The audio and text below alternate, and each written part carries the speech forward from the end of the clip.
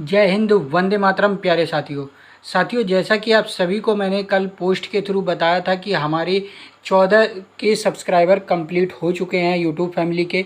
तो आप सभी के लिए सबसे पहले तो मैं बहुत बहुत दिल से धन्यवाद कहना चाहता हूं कि आप सभी हमारे चैनल के साथ जुड़े और अपना प्यार और सपोर्ट हमारे ऊपर दिखाया।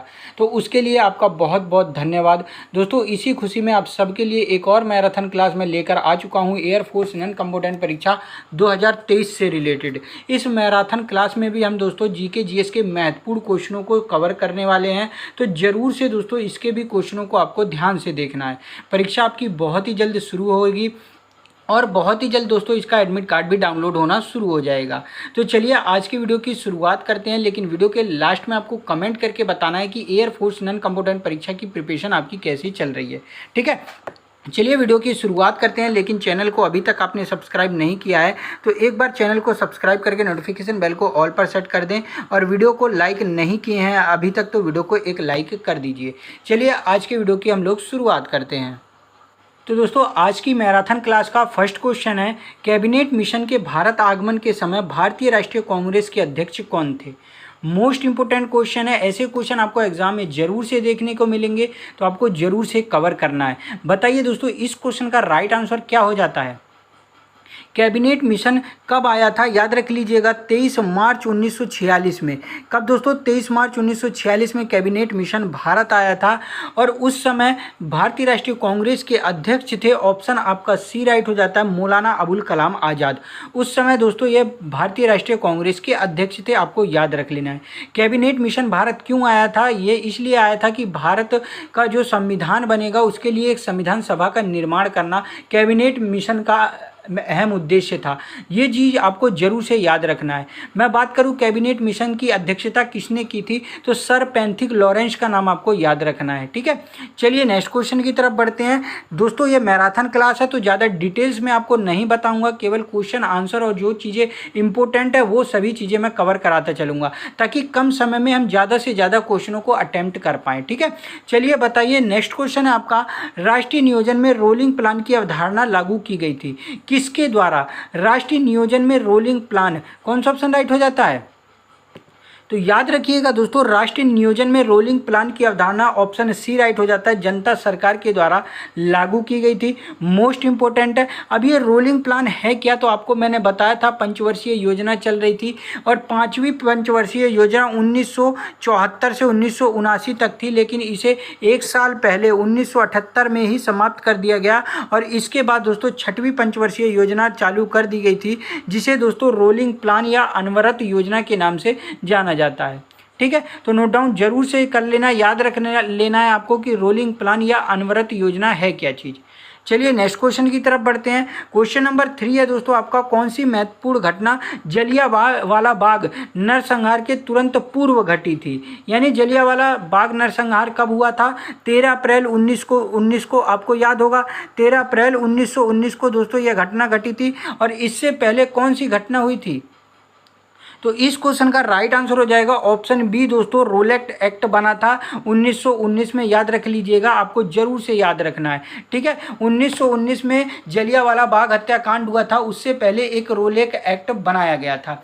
यदि मैं बात करूं असहयोग आंदोलन तो आपको याद होगा असहयोग आंदोलन 1920 में आया था। सांप्रदायिक अवार्ड 1932 में हुआ था। और साइमन कमीशन मैंने आपको बताया था भारत कब आया था, 1928 में आया था। और बना कब था साइमन कमीशन, 1927 में। तो ये सारी चीज़ें इसके बाद हुई हैं, लेकिन रोलेट एक्ट दोस्तों जलियांवाला बाग हत्याकांड के पहले बना था। ठीक है, चलिए नेक्स्ट देखते हैं। क्वेश्चन नंबर 4 है दोस्तों, तिब्बत में मानसरोवर झील के पास किस नदी का स्रोत है। मोस्ट इंपोर्टेंट क्वेश्चन है और कौन सा ऑप्शन राइट हो जाता है। ये क्वेश्चन पिछली वीडियो में मैं आप सभी को करा चुका हूँ। ये जो मैराथन क्लास में लेके आता हूँ दोस्तों, इसमें क्या होता है, आपको पिछले क्वेश्चन भी मैं रिवीजन कराता हूँ और कुछ नए क्वेश्चन भी इंक्लूड करके लेके आता हूँ, ताकि आपका रिवीजन भी हो जाए और नए क्वेश्चन भी आप अच्छी तरीके से पढ़ लें। ठीक है, तो वीडियो के लास्ट में आपको जरूर से कमेंट करके बताना है कि इस मैराथन क्लास से कितने क्वेश्चन आप राइट कर पाए हैं। चलिए बताइए, तिब्बत में मानसरोवर झील के पास किस नदी का स्रोत है, कौन सा ऑप्शन राइट हो जाएगा। तो याद रखिएगा दोस्तों, इस क्वेश्चन का राइट आंसर ऑप्शन डी हो जाता है उपरोक्त सभी। ब्रह्मपुत्र, सतलज और सिंधु, इन तीनों का दोस्तों स्रोत ही मानसरोवर झील से होता है तिब्बत में, तो आपको याद रख लेना है। बल्कि एग्जाम में पूछा जाता है कि ऐसी कौन सी नदी है जिसका उद्गम भारत में नहीं है, और ऑप्शन में सतलज नदी देता है, तो आपको याद रख लेना है ये सारी कहाँ से हैं, तिब्बत से हैं, मानसरोवर झील के पास इन नदी का स्रोत है। चलिए नेक्स्ट क्वेश्चन की तरफ बढ़ते हैं। क्वेश्चन नंबर 5 है, निम्न में से किसने इंडियन इकोनॉमी गांधीयन ब्लूप्रिंट नामक पुस्तक लिखी है। क्वेश्चन यदि आपको दोस्तों कुछ भी समझ नहीं आता है तो कमेंट जरूर से कर दीजिएगा कि सर 4 नंबर क्वेश्चन सही नहीं है, 5th नंबर क्वेश्चन सही है नहीं है, उसका मैं एक्यूरेट मतलब आंसर आप सभी को नेक्स्ट वीडियो में मैं बता दिया करूँगा। ठीक है, तो जरूर से आपको कमेंट करते रहना है। बताइए निम्न में से किसने इंडियन इकोनॉमी गांधीयन ब्लूप्रिंट नामक पुस्तक लिखी है, कौन सा ऑप्शन राइट हो जाएगा। तो याद रखिएगा दोस्तों, इस क्वेश्चन का राइट आंसर हो जाता है ऑप्शन डी, चौधरी चरण सिंह की दोस्तों यह पुस्तक है इंडियन इकोनॉमी गांधीयन ब्लूप्रिंट। ठीक है, मोस्ट इंपोर्टेंट पुस्तक है, जरूर से नोट डाउन कर लेना है। चलिए नेक्स्ट क्वेश्चन देखते हैं। क्वेश्चन नंबर 6 है, निम्न में से कौन सा शहर गंगा नदी के किनारे स्थित नहीं है। गंगा नदी के किनारे स्थित नहीं है, निम्न में से कौन सा शहर। दोस्तों थोड़ा सा मैं तेज लेके चलूँगा ताकि हम कम समय में ज़्यादा क्वेश्चन अटेम्प्ट कर पाएँ, ज़्यादा क्वेश्चनों को कवर कर पाएँ इस मैराथन क्लास में। ठीक है, तो थोड़ा जल्दी जल्दी हम पढ़ेंगे। कौन सा शहर गंगा नदी के किनारे स्थित नहीं है, तो ऑप्शन आपका दोस्तों ए राइट हो जाता है, फतेहपुर। फतेहपुर गंगा नदी के किनारे स्थित नहीं है। चलिए नेक्स्ट क्वेश्चन की तरफ बढ़ते हैं। क्वेश्चन नंबर 7 है, निम्न में से किस मौर्य राजा ने दक्कन की विजय प्राप्त की थी। कौन सा ऑप्शन राइट हो जाता है, दक्कन की विजय। इस क्वेश्चन को भी मैं करा चुका हूँ। यदि मैं इस क्वेश्चन के आंसर की बात करता हूं तो ऑप्शन ए आपका राइट हो जाता है, चंद्रगुप्त मौर्य ने दोस्तों दक्कन की विजय की थी, आपको याद रखना है। चलिए नेक्स्ट क्वेश्चन देखते हैं। क्वेश्चन नंबर 8 है, निम्न में से किस संस्थान का मुख्यालय रोम में है। किस संस्थान का मुख्यालय रोम में है, कौन सा ऑप्शन राइट हो जाएगा। तो याद रखिएगा दोस्तों, इस क्वेश्चन का राइट आंसर ऑप्शन सी हो जाता है, FAO। FAO का मुख्यालय कहाँ पर है, रोम में है। यदि इसकी फुल फॉर्म की बात करूं तो FAO का क्या मतलब होता है, फूड एंड एग्रीकल्चर। क्या दोस्तों, फूड एंड एग्रीकल्चर ऑर्गेनाइजेशन इसकी फुल फॉर्म है। ठीक है, तो आपको जरूर से याद रख लेना है, क्योंकि फुल फॉर्म आपको पता रहेगी तभी आप क्वेश्चन तक सही तरीके से पहुंच पाएंगे। ठीक है, चलिए नेक्स्ट क्वेश्चन की तरफ बढ़ते हैं। क्वेश्चन नंबर 9 है दोस्तों, सिंधु सभ्यता निम्न में से किस युग के अंतर्गत आती है। सिंधु सभ्यता, कौन सा ऑप्शन राइट हो जाएगा। तो याद रखिएगा दोस्तों, सिंधु सभ्यता की बात की है तो ऑप्शन आपका डी राइट हो जाता है, आदि ऐतिहासिक काल के अंतर्गत सिंधु सभ्यता आती है। और सिंधु सभ्यता से काफ़ी सारे क्वेश्चन एग्जाम में देखने को मिलते हैं और सारे क्वेश्चन मैं कवर करा चुका हूं। वीडियो नहीं देखी है तो चैनल पर चले जाइएगा, प्ले लिस्ट से सारी वीडियो को देख लीजिएगा। ठीक है, चलिए नेक्स्ट क्वेश्चन की तरफ बढ़ते हैं। क्वेश्चन नंबर 10 है, निम्न में से किस वंश ने सबसे अधिक ब्राह्मणों को गाँव दान में दिया था। कौन सा ऑप्शन राइट हो जाएगा। तो यहाँ पर दोस्तों आपका ऑप्शन ए राइट हो जाता है, गुप्त वंश। गुप्त वंश ने सबसे अधिक ब्राह्मणों को और मंदिरों को दान दिया था, भूमि याद रख लेना है। ठीक है, चलिए नेक्स्ट क्वेश्चन की तरफ बढ़ते हैं। अगला क्वेश्चन है दोस्तों, निम्न में से कौन सा देश सार्क का सदस्य नहीं है। ये क्वेश्चन मैंने कराया था, सार्क का सदस्य नहीं है, कौन सा ऑप्शन राइट हो जाएगा। तो याद रखिएगा दोस्तों, इस क्वेश्चन का राइट आंसर ऑप्शन डी हो जाता है, म्यांमार। म्यांमार दोस्तों सार्क का सदस्य नहीं है। और सार्क में सदस्य की बात करूं तो 8 देश दोस्तों सार्क के सदस्य हैं। ठीक है, चलिए नेक्स्ट क्वेश्चन की तरफ बढ़ते हैं। इसका मैं बता चुका हूं कौन कौन से देश सदस्य के रूप में पिछली वीडियोज़ में, तो पिछली वीडियो जरूर से देखा करिए, क्योंकि पिछली वीडियो से ही मैं और भी क्वेश्चन बना के लेके आता हूँ, रिविजन कराता हूँ। ठीक है, तो पिछली वीडियो जितनी भी मैंने कराई आपने नहीं देखी है तो चैनल पर जाकर जरूर से देखिएगा। चलिए नेक्स्ट क्वेश्चन की तरफ बढ़ते हैं। क्वेश्चन नंबर 12 है दोस्तों आपका, 1857 का विद्रोह मुख्यतः किस कारण से असफल रहा। 1857 का विद्रोह कहां से शुरू हुआ था, मेरठ से मंगल पांडे के द्वारा। ठीक है, ये असफल क्यों रहा, कौन सा ऑप्शन राइट हो जाएगा। तो याद रखिएगा दोस्तों, इस क्वेश्चन का राइट आंसर हो जाता है, किसी सामान्य योजना और केंद्रीय संगठन की इसमें कमी थी, इसीलिए दोस्तों 1857 का विद्रोह क्या रहा था, असफल हुआ था। चलिए नेक्स्ट क्वेश्चन देखते हैं। अगला क्वेश्चन है दोस्तों, भारत की सर्वाधिक वर्षा मुख्यतः प्राप्त होती है कहां से। भारत की सर्वाधिक वर्षा, कौन सा ऑप्शन राइट हो जाएगा। तो याद रखिएगा दोस्तों, भारत की सर्वाधिक वर्षा कहां से प्राप्त होती है, ऑप्शन सी राइट हो जाता है, दक्षिण पूर्वी मानसून से भारत की सर्वाधिक वर्षा प्राप्त होती है। ठीक है, चलिए नेक्स्ट क्वेश्चन देखते हैं। अगला क्वेश्चन है दोस्तों, हिंद महासागर और लाल सागर को कौन सी जल संधि आपस में जोड़ती है, कौन सा ऑप्शन राइट हो जाएगा। तो हिंद महासागर और लाल सागर की बात करूं तो ऑप्शन आपका दोस्तों ए राइट हो जाएगा, बाब अल मंदेब। क्या दोस्तों, बाब अल मंदेब जल संधि हिंद महासागर और लाल सागर को जोड़ती है। चलिए नेक्स्ट क्वेश्चन देखते हैं। अगला क्वेश्चन है दोस्तों, भारत में पर्यावरण संरक्षण अधिनियम कब पारित हुआ था? पर्यावरण संरक्षण अधिनियम, कौन सा ऑप्शन राइट हो जाएगा? ये भी मैंने क्वेश्चन आपको कराया था। 1972 में भारतीय वन्य जीव अधिनियम आया था, 1973 में टाइगर रिजर्व आया था और 1986 में दोस्तों क्या आया था? पर्यावरण संरक्षण अधिनियम आया था। मैंने पिछली वीडियो में कवर कराया है, ठीक है, तो जरूर से आपको याद रख लेना है। यदि आपने याद किया होगा तो इसका आंसर आप दे चुके होंगे। चलिए नेक्स्ट क्वेश्चन की तरफ बढ़ते हैं। क्वेश्चन नंबर 16 है दोस्तों, कौन सा राज्य उत्तर पूर्वी राज्यों की 7 बहनों का भाग नहीं है? 7 बहनें, इसका शॉर्टकट मैं बताता हूँ, ATM आना मम्मी। ये हमने बचपन में पढ़ा था, बहुत ही शॉर्ट तक है और इस शॉर्टकट से आप 7 बहनों को याद कर लेंगे जो उत्तरी पूर्वी राज्यों में स्थित हैं। अब यहाँ पर पूछा जाता है कि 7 बहनों का भाग नहीं है कौन सा, तो ऑप्शन दोस्तों आपका बी राइट हो जाता है, पश्चिम बंगाल। पश्चिम बंगाल दोस्तों 7 बहनों का हिस्सा नहीं है। ए से हो गया असम, त्रिपुरा, मेघालय और अरुणाचल प्रदेश, नागालैंड, ठीक है। तो ये 7 बहनों की बात हुई थी, आना मम्मी करके भी है कुछ, मेघालय और मिजोरम शायद। तो याद रख लीजिएगा, ये 7 बहनों को आपको याद रख लेना है और इसी तरीके से दोस्तों क्वेश्चन एग्जाम में पूछे जाते हैं, ठीक है। चलिए नेक्स्ट क्वेश्चन की तरफ बढ़ते हैं।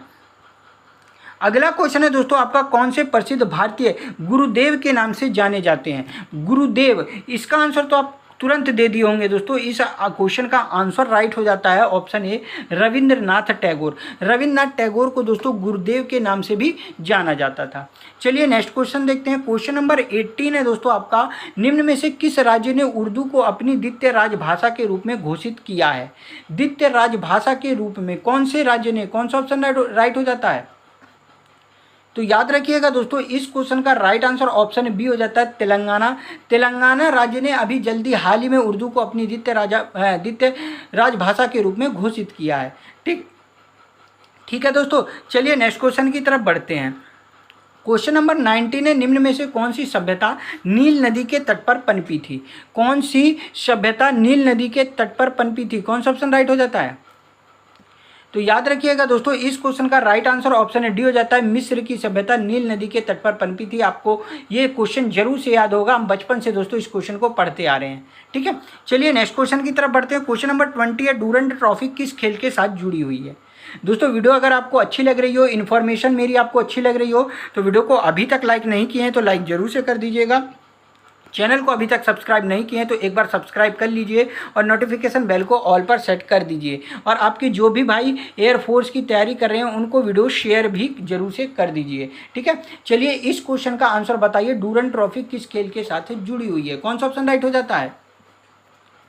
तो याद रखिएगा, डूरंड ट्रॉफी का बात है तो ऑप्शन आपका डी राइट हो जाता है, फुटबॉल से संबंधित है डूरंड ट्रॉफी। चलिए नेक्स्ट क्वेश्चन देखते हैं। 20 क्वेश्चन मैं कवर करा चुका हूं दोस्तों, आपको नोट करते चलना है कि कितने क्वेश्चन आप सही कर पा रहे हैं और वीडियो के लास्ट में आपको बताना है कि टोटल कितने क्वेश्चन आप सही करे हैं, ठीक है। चलिए बताइए, क्वेश्चन नंबर 21 है आपका, भारत छोड़ो किसकी प्रतिक्रिया में प्रारंभ किया गया था? भारत छोड़ो आंदोलन किसकी प्रतिक्रिया में प्रारंभ किया गया था? तो इस क्वेश्चन का राइट आंसर हो जाता है ऑप्शन दोस्तों बी, क्रिप्स प्रस्ताव। क्रिप्स मिशन आया था दोस्तों 1942 में और इसी की प्रतिक्रिया में 1942 में भारत छोड़ो आंदोलन की शुरुआत की गई थी, जिसमें महात्मा गांधी ने करो या मरो का नारा दिया था, ठीक है। चलिए नेक्स्ट क्वेश्चन देखते हैं। क्वेश्चन नंबर 22 है, 21वें राष्ट्रमंडल खेल में स्वर्ण पदक जीतने वाली श्रेयसी सिंह किस खेल से संबंधित हैं? श्रेयसी सिंह, कौन सा ऑप्शन राइट हो जाएगा? तो याद रखिएगा, श्रेयसी सिंह की बात है तो ऑप्शन आपका ए राइट हो जाता है। श्रेयसी सिंह किस खेल से संबंधित है? निशानेबाज से संबंधित है।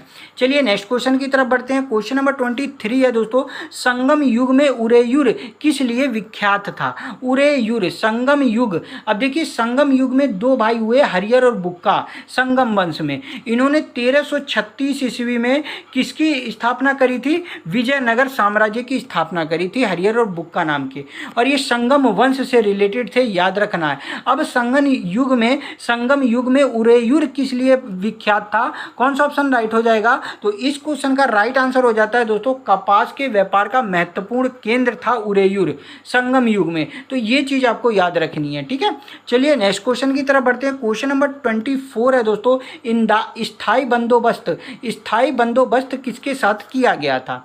जमींदारों के साथ, ग्रामीण समुदायों के साथ, मुकदमों के साथ या फिर किसानों के साथ? कौन सा ऑप्शन राइट हो जाता है? तो याद रखिएगा दोस्तों, इस क्वेश्चन का राइट आंसर हो जाता है ऑप्शन ए दोस्तों, जमींदारों के साथ स्थायी बंदोबस्त किया गया था। चलिए नेक्स्ट देखते हैं। क्वेश्चन नंबर 25 है दोस्तों, निम्न में से किस आंदोलन के कारण भारतीय राष्ट्रीय कांग्रेस का विभाजन हुआ था? और भारतीय राष्ट्रीय कांग्रेस दोस्तों दो भागों में बंट गया था इसी विभाजन के कारण, गर्म दल और नरम दल में।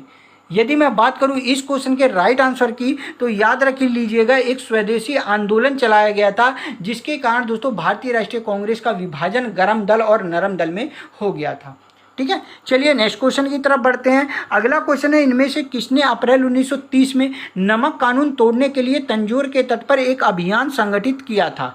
किसने दोस्तों एक अभियान बनाया था नमक कानून तोड़ने के लिए? कौन सा ऑप्शन राइट हो जाएगा? तो इस क्वेश्चन का राइट आंसर दोस्तों ऑप्शन आपका बी हो जाता है, सी राजगोपालाचारी ने दोस्तों ये संगठन बनाया था, ये अभियान इन्होंने चलाया था, ठीक है।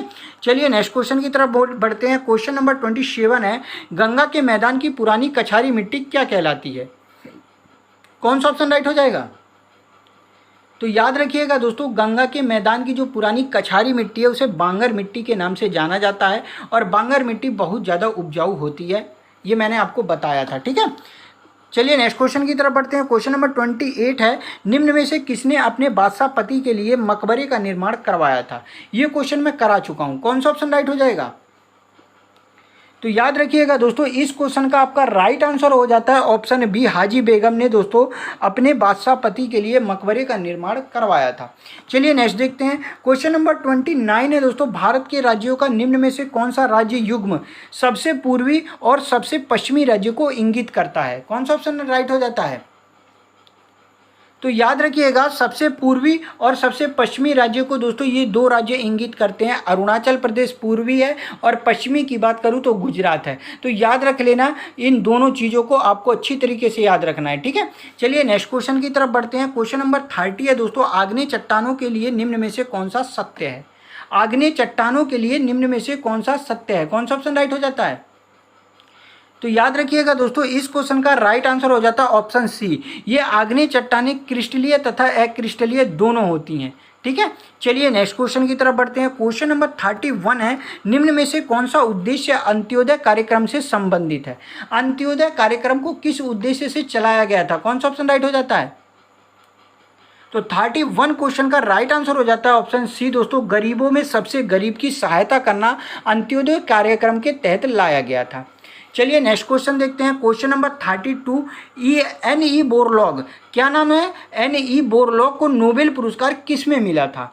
शांति के क्षेत्र में, अर्थशास्त्र के क्षेत्र में, दवाओं के क्षेत्र में या फिर कृषि के क्षेत्र में? कौन सा ऑप्शन राइट हो जाता है? तो याद रख लीजिएगा, E.N. बोरलॉग, नॉर्मन बोरलॉग को दोस्तों नोबेल पुरस्कार ऑप्शन है डी राइट हो जाता है, कृषि के क्षेत्र में प्राप्त हुआ था। हरित क्रांति के जनक इन्हें माना जाता है, नॉर्मन बोरलॉग को। तो ये चीज़ आपको जरूर से याद रख लेना है, ठीक है। चलिए नेक्स्ट क्वेश्चन की तरफ बढ़ते हैं। क्वेश्चन नंबर 33 है दोस्तों, पहाड़ी मृदाएं साधारणतः होती हैं, कैसी होती हैं? अम्लीय, क्षारीय, उदासीन या फिर लवणीय? कौन सा ऑप्शन राइट होता है? तो इस क्वेश्चन के आंसर की बात करूं तो ऑप्शन ए राइट हो जाता है दोस्तों, अम्लीय। कैसी होती हैं? अम्लीय होती हैं पहाड़ी मृदाएं।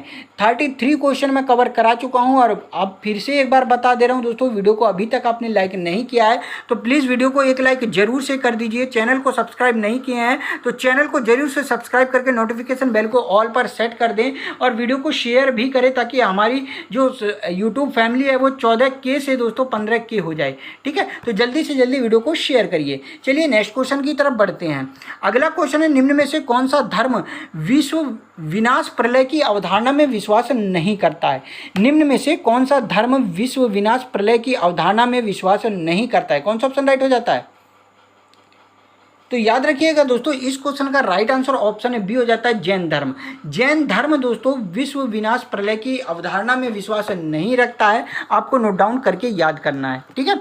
चलिए नेक्स्ट क्वेश्चन की तरफ बढ़ते हैं। क्वेश्चन नंबर 35 है, निम्न में से कौन सा बॉक्साइट का सबसे बड़ा उत्पादक देश है? ऐसा कौन सा देश है जो बॉक्साइट का सबसे ज़्यादा उत्पादन करता है? कौन सा ऑप्शन राइट होता है? तो इस क्वेश्चन के राइट आंसर की बात करो, ऑप्शन डी हो जाएगा ऑस्ट्रेलिया। ऑस्ट्रेलिया दोस्तों बॉक्साइट का सबसे बड़ा उत्पादक देश है, आपको जरूर से याद रखना है, ठीक है। चलिए नेक्स्ट क्वेश्चन की तरफ बढ़ते हैं। बांग्लादेश में तुरंत प्रवेश करने के बाद गंगा नदी को किस नाम से जाना जाता है? याद रखिएगा, जब गंगा नदी भारत में रहती है तो इसे गंगा के नाम से जाना जाता है और बहुत ही पवित्र नदी इसे माना जाता है भारत में। लेकिन जब ये बांग्लादेश में प्रवेश करती है तो इस नदी को दोस्तों पद्मा के नाम से जाना जाने लगता है, ठीक है, याद रखना है। चलिए नेक्स्ट देखते हैं। क्वेश्चन नंबर 37 है दोस्तों, निम्न में से कौन सा लोक नृत्य जम्मू और कश्मीर से संबंधित है? ये क्वेश्चन मैं करा चुका हूँ। जम्मू और कश्मीर से कौन सा लोक नृत्य संबंधित है? तो याद रखिएगा दोस्तों, इस क्वेश्चन का राइट आंसर ऑप्शन सी हो जाता है धूमल। धूमल दोस्तों जम्मू कश्मीर का लोक नृत्य है। चलिए नेक्स्ट क्वेश्चन की तरफ बढ़ते हैं। क्वेश्चन नंबर 38 है, निम्न में से कौन सा बिहार राज्य में प्रचलित लोक रंगमंच का रूप है? ऐसा कौन सा लोक रंगमंच है जो बिहार में होता है? कौन सा ऑप्शन राइट हो जाएगा? तो याद रखिएगा दोस्तों, इस क्वेश्चन का राइट आंसर ऑप्शन डी हो जाता है विदेशिया। विदेशिया एक लोक रंगमंच है जो बिहार में ज़्यादातर प्रचलित है, आपको याद रखना है। चलिए नेक्स्ट क्वेश्चन की तरफ बैठते हैं। क्वेश्चन नंबर 39 है, कौन सा सूफी संत जो चिराग दिल्ली के रूप में जाना जाता था? कौन सा ऑप्शन राइट हो जाएगा? तो याद रखिएगा, इस क्वेश्चन का भी राइट आंसर ऑप्शन सी हो जाता है शेख नसीरुद्दीन महमूद दोस्तों चिराग दिल्ली के रूप में जाने जाते थे। चलिए नेक्स्ट देखते हैं। क्वेश्चन नंबर 40 है दोस्तों, प्लेइंग इट माई वे के रूप में किस महान बल्लेबाज की आत्मकथा लिखी गई है? प्लेइंग इट माई वे, कौन सा ऑप्शन राइट होगा? तो याद रखिएगा, प्लेइंग इट माई वे की बात करूं तो ऑप्शन डी राइट हो जाता है सचिन तेंदुलकर की। दोस्तों ये एक आत्मकथा है जो लिखी गई है, आपको जरूर से याद रखना है क्योंकि लेखक राइटर आपके एग्जाम में जरूर से देखने को मिलेंगे, ठीक है। चलिए नेक्स्ट क्वेश्चन की तरफ बढ़ते हैं। क्वेश्चन नंबर 41 है, कौन से मुगल सम्राट को जिंदा पीर कहा जाता था? कौन से मुगल सम्राट को जिंदा पीर कहा जाता था? कौन सा ऑप्शन राइट होता है? तो दोस्तों इस क्वेश्चन का राइट आंसर ऑप्शन बी हो जाएगा, औरंगजेब को जिंदा पीर के नाम से जाना जाता है। मोस्ट इंपोर्टेंट है, याद रखिएगा, ठीक है। चलिए नेक्स्ट क्वेश्चन देखते हैं। क्वेश्चन नंबर 42 है, निम्न में से कौन सी नर्तकी कथक की प्रसिद्ध प्रतिपादक थी? यानी कथक कौन सी नर्तकी करती थी? तो याद रखना दोस्तों, कथक की बात की गई है तो ऑप्शन सी आपका राइट हो जाता है। सितारा देवी जी कथक की एक प्रसिद्ध नर्तकी थी जो उत्तर प्रदेश से रिलेटेड है, आपको जरूर से याद रखना है, ठीक है। चलिए नेक्स्ट क्वेश्चन की तरफ बढ़ते हैं। अगला क्वेश्चन है, विज्ञान के क्षेत्र में नोबेल पुरस्कार प्राप्त करने वाले पहले एशियाई कौन थे? रविन्द्रनाथ टैगोर, जगदीश चंद्र बसु, सीवी रमन या फिर हिदेकी युकावा? कौन सा ऑप्शन राइट होता है? तो याद रखिएगा दोस्तों, इस क्वेश्चन का राइट आंसर ऑप्शन सी हो जाता है सीवी रमन। दोस्तों विज्ञान के क्षेत्र में नोबेल पुरस्कार प्राप्त करने वाले पहले एशियाई व्यक्ति थे। चलिए नेक्स्ट देखते हैं। क्वेश्चन नंबर 44 है, 1839 में राजा राममोहन राय के विचारों में प्रचारित करने के लिए किसने तत्वबोधिनी सभा की स्थापना की थी? किसने दोस्तों तत्वबोधिनी सभा की स्थापना की थी? मोस्ट इंपोर्टेंट क्वेश्चन है और इंपोर्टेंट करके नोट डाउन कर लीजिएगा। यदि इसकी स्थापना की बात करूं तो ऑप्शन आपका बी राइट हो जाता है, देवेंद्र नाथ ठाकुर ने दोस्तों तत्वबोधिनी सभा की स्थापना की थी, ठीक है। चलिए नेक्स्ट क्वेश्चन देखते हैं। क्वेश्चन नंबर 45 है, निम्न में से कौन सा लोक नृत्य पश्चिम बंगाल से संबंधित है? कौन सा लोक नृत्य पश्चिम बंगाल से संबंधित है? कौन सा ऑप्शन राइट हो जाता है? तो दोस्तों इस क्वेश्चन के आंसर की बात करूँ, कई बार मैं बता चुका हूँ, ऑप्शन बी छऊ। छऊ लोक नृत्य दोस्तों पश्चिम बंगाल से रिलेटेड है, आपको जरूर से याद रखना है, ठीक है। चलिए नेक्स्ट क्वेश्चन की तरफ बढ़ते हैं। क्वेश्चन नंबर 46 है दोस्तों, भारत के मौजूदा बंदरगाहों को आधुनिक बंदरगाहों में बदलने के लिए भारत सरकार के द्वारा किस परियोजना की शुरुआत की गई थी? कौन सा ऑप्शन राइट हो जाता है? यानी जो बंदरगाह थे उन्हें आधुनिक बंदरगाह बनाने के लिए कौन सी योजना की शुरुआत की गई थी? कौन सा ऑप्शन राइट होता है? जी हाँ दोस्तों, इस क्वेश्चन का राइट आंसर ऑप्शन बी हो जाता है, सागरमाला दोस्तों परियोजना का शुरुआत किया गया था आधुनिक बंदरगाह बनाने के लिए। चलिए नेक्स्ट देखते हैं। अगला क्वेश्चन है दोस्तों, भारत में राष्ट्रीय विज्ञान दिवस किस तिथि को मनाया जाता है? राष्ट्रीय विज्ञान दिवस, कौन सा ऑप्शन राइट होता है? तो याद रखिएगा दोस्तों, इस क्वेश्चन का राइट आंसर ऑप्शन बी हो जाता है, 28 फरवरी को दोस्तों राष्ट्रीय विज्ञान दिवस मनाया जाता है। मोस्ट इंपोर्टेंट है, नोट डाउन जरूर से कर लेना है। चलिए नेक्स्ट क्वेश्चन देखते हैं। क्वेश्चन नंबर 48 है दोस्तों, दास वंश के किस सम्राट ने जिले इलाही की उपाधि प्राप्त की थी? जिले इलाही की उपाधि दास वंश के किस सम्राट ने प्राप्त की थी? कौन सा ऑप्शन राइट होता है? तो याद रखना दोस्तों, इस क्वेश्चन का राइट आंसर ऑप्शन सी हो जाता है। गयासुद्दीन बलबन ने दोस्तों जिले इलाही की उपाधि प्राप्त की थी। रक्त एवं लोह नीति इसी ने शुरुआत करी थी और नवरोज उत्सव भी इसी ने प्रारंभ किया था। सारी चीज़ें मैं दोस्तों पिछली वीडियो में कवर करा चुका हूं। आपको नहीं देखी है तो चैनल पर जाकर जरूर से देख लीजिएगा। चैनल पर मैंने एयरफोर्स के नॉन कॉम्बोडेंट नाम से एक प्लेलिस्ट बना दी है, जिसमें सारी वीडियो आपको एक साथ मिल जाएंगी और सारी वीडियो को आप एक साथ देख भी सकते हैं। ठीक है, चलिए नेक्स्ट क्वेश्चन की तरफ बढ़ते हैं। क्वेश्चन नंबर 49 है दोस्तों, इलाहाबाद में 1857 के विद्रोह का नेतृत्व किसने किया था? 1857 का विद्रोह कहां से शुरू हुआ था? उत्तर प्रदेश के मेरठ से, और मंगल पांडे का नाम आपको याद रख लेना है। लेकिन इलाहाबाद से नेतृत्व किसने किया था? तो ऑप्शन दोस्तों आपका बी राइट हो जाता है, लियाकत अली ने। किसने दोस्तों? लियाकत अली ने इसका 1857 का इलाहाबाद से नेतृत्व किया था। चलिए नेक्स्ट क्वेश्चन देखते हैं, और आज की वीडियो का दोस्तों ये लास्ट क्वेश्चन है। निम्न में से किस मुगल सम्राट ने अपने शासनकाल में नवरोज का उत्सव समाप्त कर दिया था? कौन सा ऑप्शन राइट हो जाता है? अगर आपने पिछली वीडियो देखी है तो इसका आंसर आप आसानी से दे देंगे। इसका आंसर दोस्तों आपको कमेंट करके जरूर से बताना है। वीडियो को लाइक नहीं किए हैं तो एक बार लाइक जरूर से कर दीजिए, शेयर जरूर से कर दीजिए अपने सभी फ्रेंड्स में, और चैनल को सब्सक्राइब नहीं किए हैं तो सब्सक्राइब करके नोटिफिकेशन बेल को दोस्तों ऑल पर जरूर से सेट कर दीजिएगा। डेली सुबह 7 बजे दोस्तों आपके लिए मैं किसकी जीके जीएस की प्रैक्टिस सेट लेकर आता हूं, मैराथन क्लास लेकर आता हूं जो एयर फोर्स से रिलेटेड होती हैं। तो इन सभी वीडियोस को देखना ना भूलिएगा। तो चैनल को इसके लिए सब्सक्राइब कर लीजिए। चलिए दोस्तों मिलते हैं नेक्स्ट वीडियो में, तब तक के लिए जय हिंद, वंदे मातरम साथियों।